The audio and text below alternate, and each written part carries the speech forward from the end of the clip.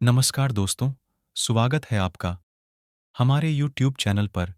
आज मैं एक ऐसी कहानी लेकर आया हूं जिसे आपने सुना भी होगा और देखा भी होगा। हाँ, मैं बात कर रहा हूं प्रभु श्री राम की, जिनके बारे में आप सब जानते हैं। पर क्या आप जानते हैं कि भगवान राम और सीता माता की मृत्यु कैसे हुई? आज मैं आपको बताने वाला हूं कि किस तरह इनकी मृत्यु हुई और किसने की। सबसे पहले हम इनके बारे में जान लेते हैं। भगवान राम भगवान विष्णु जी के 7वें अवतार थे, जिनका जन्म त्रेता युग में अयोध्या के राजा दशरथ और रानी कौशल्या के घर हुआ था। श्री राम इक्ष्वाकु वंशक से संबंधित हैं, जिसे राजा इक्ष्वाकु, जो भगवान सूर्य के पुत्र थे, उनके द्वारा स्थापित किया गया था। इसी वजह से रामचंद्र जी को सूर्यवंशी राजा कहा जाता है। श्री रामचंद्र जी हिंदू महाकाव्य रामायण के मुख्य पात्र हैं और हिंदू धर्म के एक प्रमुख देवता हैं। विशेष रूप से वैष्णव परंपरा के मानने वालों के लिए वह महत्वपूर्ण है।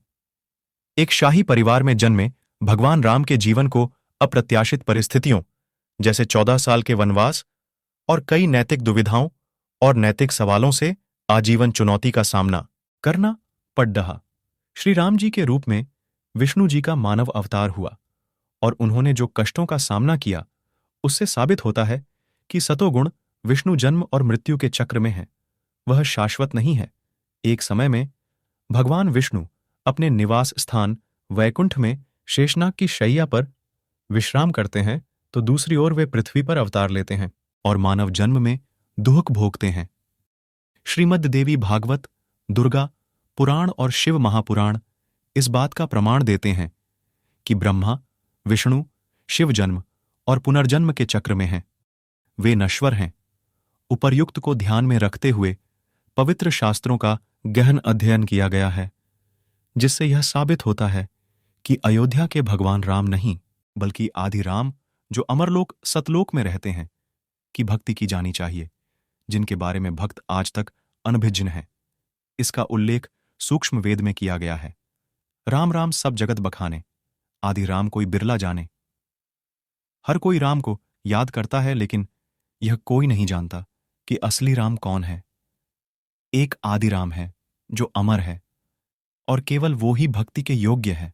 दोस्तों, आइए तथ्यों के आधार से निम्नलिखित बिंदुओं पर ध्यान केंद्रित करते हैं कि आराध्य राम कौन है। नारद मुनि का भगवान विष्णु को श्राप देना, भगवान राम का 14 वर्ष का वनवास, ब्रह्मकाल का जाल, जब भगवान राम ने देवी पार्वती को पहचाना, भगवान राम का राजा बाली को धोखे से मारना। राम सेतु का निर्माण किसने किया था, भगवान राम या आदि राम ने? गरुड़ ने श्री राम को नाग फांस से मुक्त कराया। श्री राम जी ने आदि राम जी की कृपा से रावण का वध किया। भगवान राम द्वारा सीता जी की अग्नि परीक्षा लेना। श्री राम और सीता जी ने वफादार भक्त हनुमान जी का अपमान किया। श्री राम और सीता जी की मृत्यु कैसे हुई? राजा बाली ने द्वापर युग में श्री राम जी से बदला क्यों लिया?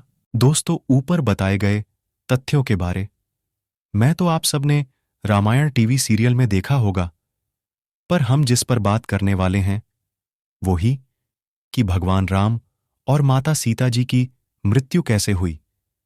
तो आइए जानते हैं। दोस्तों, सबसे पहले हम जानते हैं कि भगवान राम की मृत्यु किस कारण से हुई थी, और वो थी नारद जी द्वारा भगवान विष्णु को श्राप देना। एक बार आशी नारद जी ने घोर तपस्या की और उन्हें घमंड हो गया कि उन्होंने विषय विकारों पर विजय प्राप्त कर ली है। तपस्या पूरी करने के बाद वह अपने पिता भगवान ब्रह्मा से मिलने गए और उन्हें अपने उसी विश्वास से अवगत कराया। भगवान ब्रह्मा ने नारद जी से भगवान विष्णु जी से इस बारे में चर्चा नहीं करने के लिए आग्रह किया।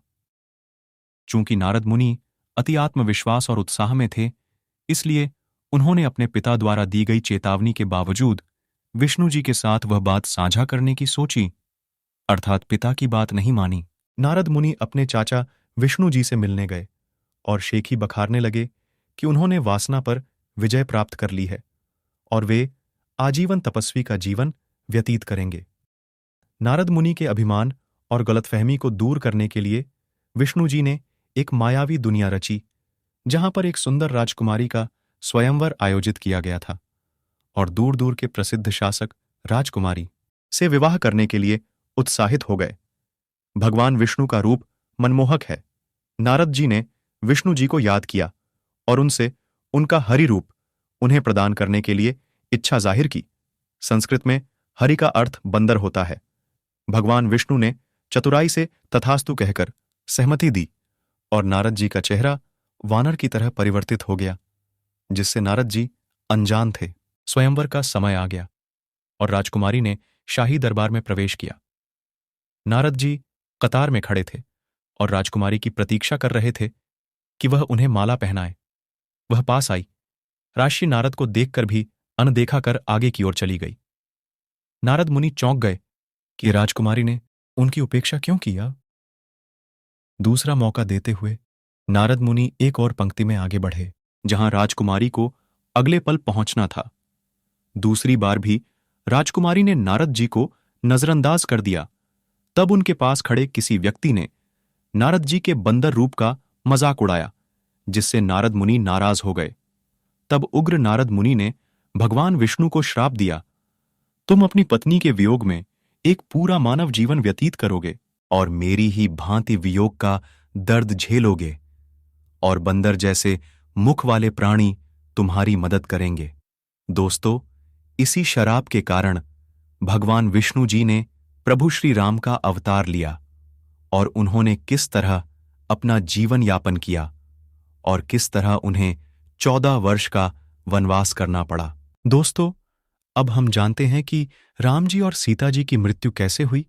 सीता जी के अयोध्या छोड़ने के बाद उन्होंने महर्षि वाल्मीकि जी के आश्रम में शरण ली, जहां उन्होंने लव नामक एक पुत्र को जन्म दिया। एक बार सीता जी अपने पुत्र लव के साथ किसी काम के लिए आश्रम से बाहर गई थीं, लेकिन महर्षि वाल्मीकि इस बात से अनभिज्ञ थे। महर्षि जी ने सोचा कि लव कहीं खो गया, और इस डर से कि वह सीता को क्या बताएंगे जब वह आश्रम लौटेगी और लव के बारे में पूछेगी, उन्होंने अपनी शक्ति से कुशाघास से एक लड़का बना दिया। इस तरह लव और कुश राम और सीता के 2 पुत्र बन गए, लेकिन श्री राम इस बात से पूरी तरह से अनभिज्ञ थे। एक बार श्री रामचंद्र जी ने अपने वर्चस्व को साबित करने के लिए अश्वमेघ यज्ञ का आयोजन किया। उनके पुत्रों लव और कुश ने यज्ञ के उस घोड़े को बांध दिया और श्री राम को युद्ध के लिए ललकारा। श्री राम अनभिज्ञ थे कि लव और कुश उनके पुत्र हैं। श्री राम और लव कुश का युद्ध हुआ और श्री राम को अपने ही बेटों के हाथों हार का सामना करना पड़ा। जब सीता को यह पता चला तो वह बहुत दुखी हो गईं और उन्होंने श्री राम को देखने से भी इनकार कर दिया। दुख में सीता जी ने पृथ्वी में प्रवेश किया और अपना जीवन समाप्त कर लिया। इस पश्चाताप में श्री राम ने अयोध्या के पास सरयू नदी में जल समाधि लेकर अपना जीवन समाप्त किया। श्री राम और सीता जी दोनों ने दयनीय जिंदगी बिताई और दोनों की मृत्यु भी बेहद दर्दनाक थी। दोस्तों, इस प्रकार महर्षि नारद का श्राप सत्य हुआ। विष्णु जी ने श्री राम रूप में अपने 7वें अवतार में अत्यंत दुखी जीवन व्यतीत किया। दोस्तों, आपको वीडियो अच्छी लगी है तो कमेंट में जय श्री राम जरूर लिखें।